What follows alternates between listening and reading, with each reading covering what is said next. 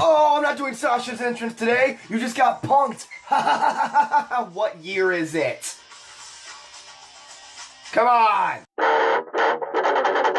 What's up? I'm Pete Last Guy, and this is Raw Emotion, where I take a look at this week's Monday Night Raw and tell you a little bit about what I think and a lot about how I feel. Let's get right into it and start off just like Raw did this week with Roman Reigns, again.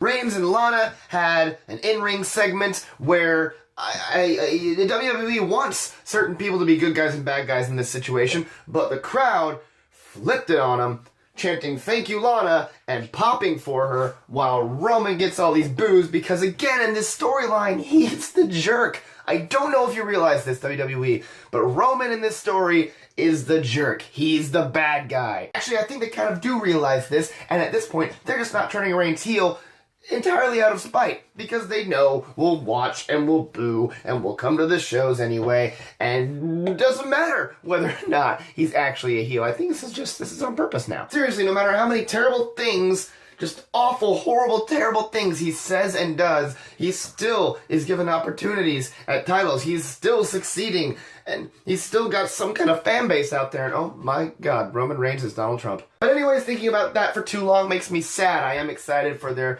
Hell in a Cell match. I'm not gonna lie, that's gonna be cool, but the way the storyline is handled is a little questionable, that's all. The match I'm looking forward to. I love seeing these two fight. You know that. Next thing. It's time for Cruiserweight Corner. Really shouldn't make that a thing. Don't think it's gonna work. Again, we got some really good matches. Cruiserweights are always great to see. We saw TJP fight Brian Kendrick.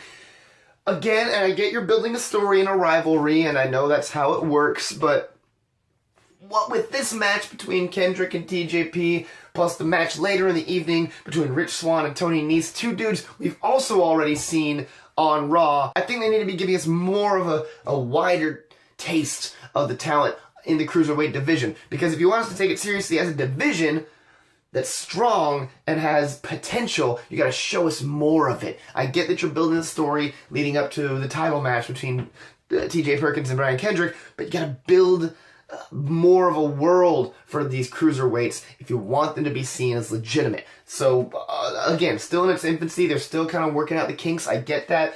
I'm optimistic, just That's my 2 cents. Regardless, still loved watching the matches. Still love these guys. Brian Kendrick did that spot where he put TJ Perkins' fingers through the like a turnbuckle thing. That was cool. That was a real cool heel move. I don't see stuff like that super often.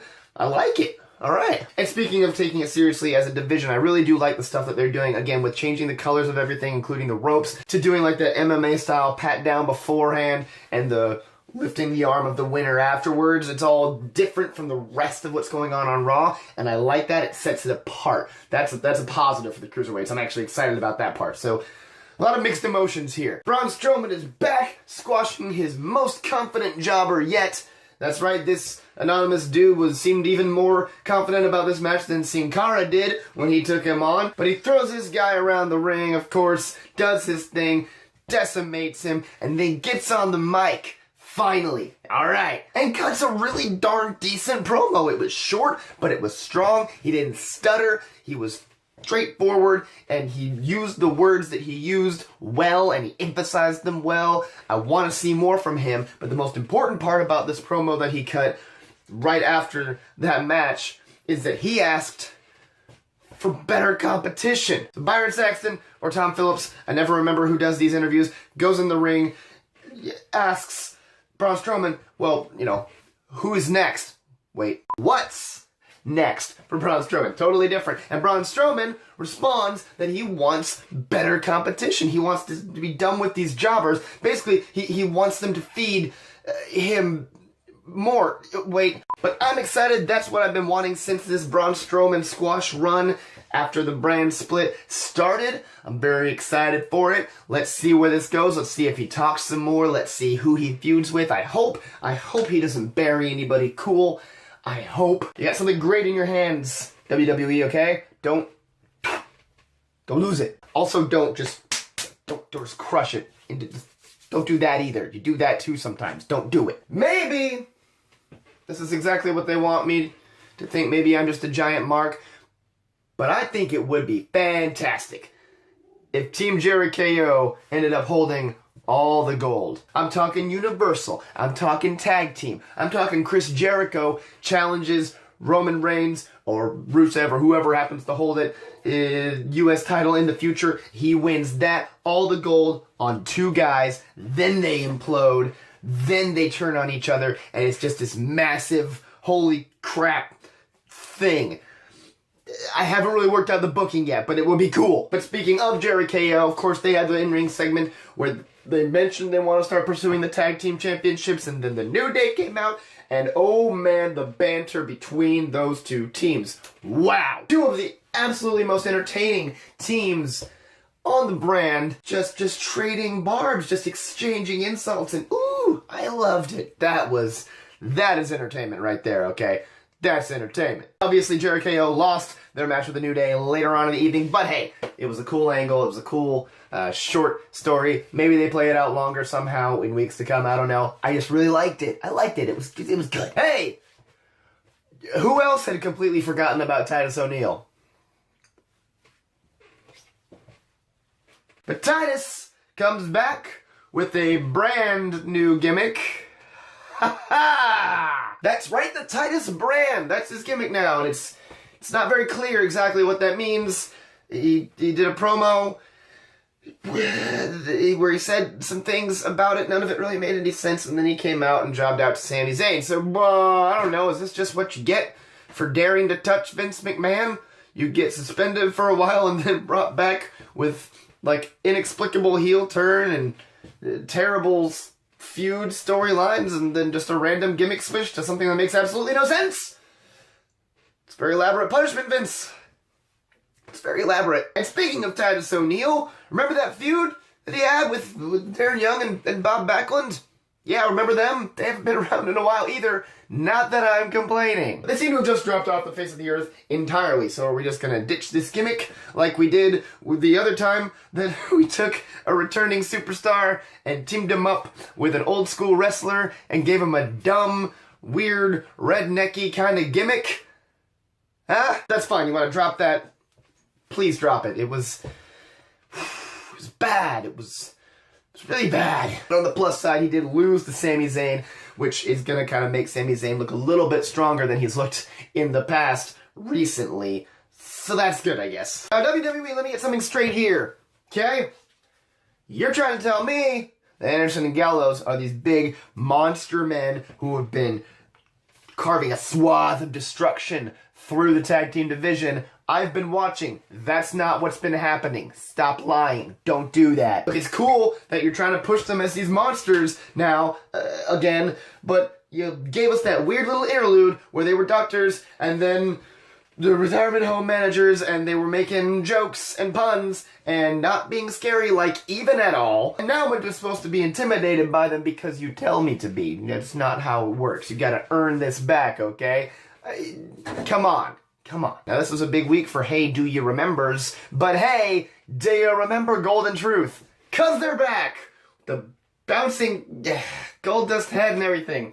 Kill me. Still, I do kind of like them. I've gone on record in the past as saying I kind of came around on the Golden Truth thing. I actually like seeing them. I like seeing both these dudes wrestle. They're fun to watch. Plus, pulling off comedy babyface is more difficult than pulling off a comedy heel because, you know, with the comedy heel, the pratfalls and stuff, we laugh because, ah ha ha, you suck and we hate you. That's so funny that bad things happen to you. But with the comedy faces, you gotta be a little bit more clever. And while I'm not necessarily saying that R-Truth and Goldust are the height of clever, not saying that, but they do make it work, honestly. And so I liked seeing them again. I was like, oh, that's right, you guys, still doing your thing. That's good for you. Yeah. And then, welcome to that wrestling show, because we got Ashton Kutcher, no N in there at all, and Danny Masterson.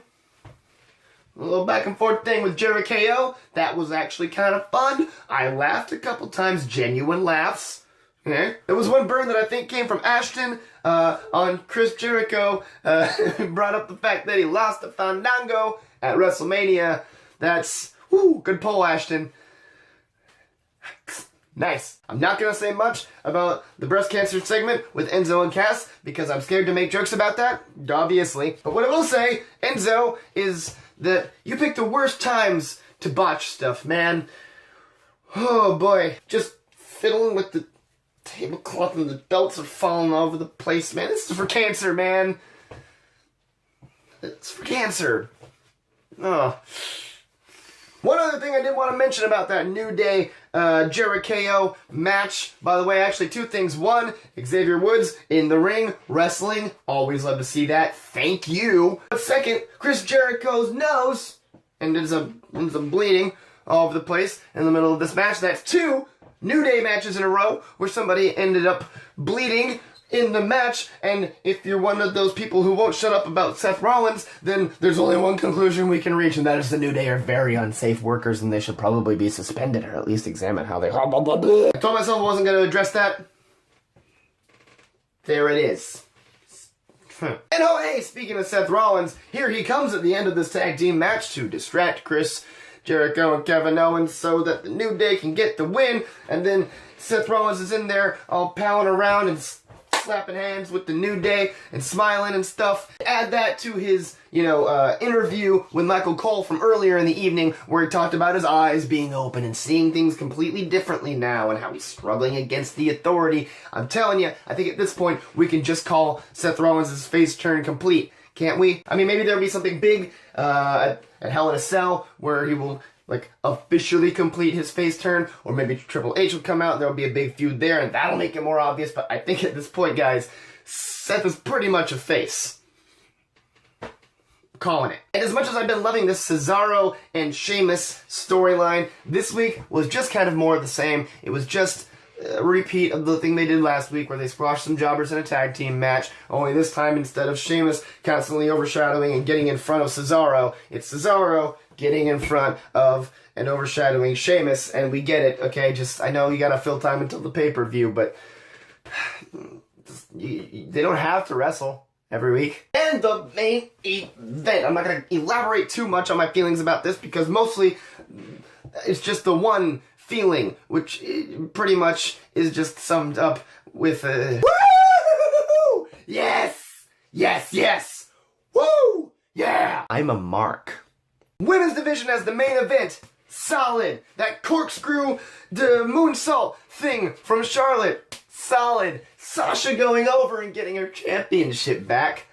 Extra solid. Loved everything about this match.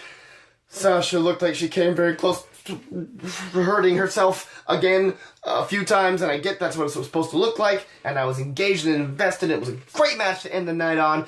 Yeah, women's wrestling. Love it. Yes, Sasha. Yeah. See, that's why I wasn't going to elaborate much on it, because most of my feelings are just noises. Happy noises. That's it for this week's installment of Raw Emotion. Go ahead and let me know what you thought about it in the comments below. Tell me what you thought about this week's episode of Raw. Tell me what other kind of videos you want us to see. Tell me how much you like my haircut now that I've just embraced that I'm bald. But share the video, click like, I probably said that already, and subscribe to the channel. It's a big red button. It's a big rectangle. It's got, it says the word subscribe on it. You just click that.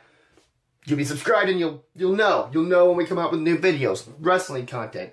It's great. Trust me. But that is all. So, have a lovely evening. I've been Pete Last Guy, and we're out of here in 1, 2, 3. It's time! What? A better taste of more of the talent on the CWC? Huh. That was a fun segment. Oh no! After the weird string of kind of losses and stuff that he's been on. Oh, shut up, dog! Hey! Jake, head off. Good boy.